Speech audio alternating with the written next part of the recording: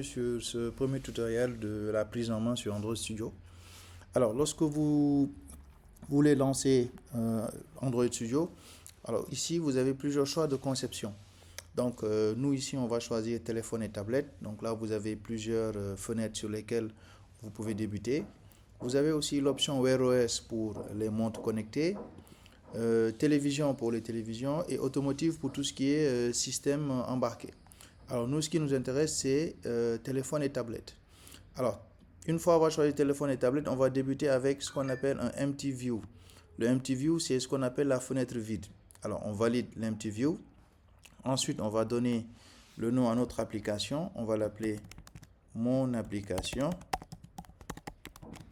On va sélectionner le langage avec lequel on va travailler. Donc, c'est soit c'est du Java ou du Kotlin.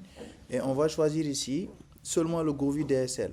Alors, quand vous choisissez le Kotlin DSL, il va inclure le langage Kotlin, alors que nous, ici, c'est seulement le Groovy DSL qui nous intéresse.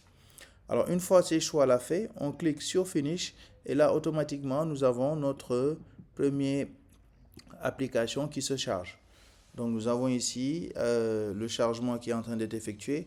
Alors, il faut comprendre que quand vous lancez pour une première fois Android Studio, il vient avec deux fichiers.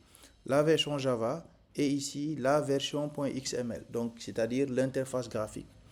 Et ensuite, sur ce panneau à votre gauche, vous avez ce qu'on appelle l'arborescence. Alors, vous avez là le panneau pour travailler sur l'interface graphique. C'est ce que vous avez ici.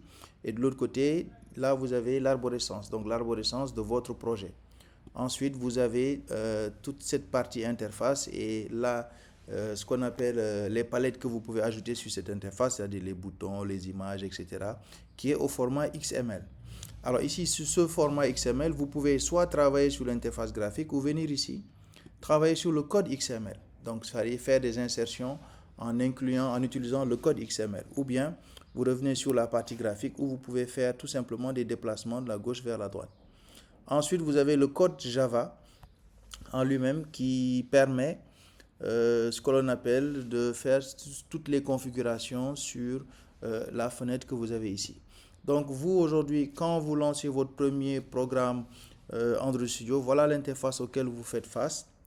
Ensuite, on se reverra sur la prochaine vidéo pour beaucoup plus de détails et beaucoup plus d'applications à concevoir. À très bientôt.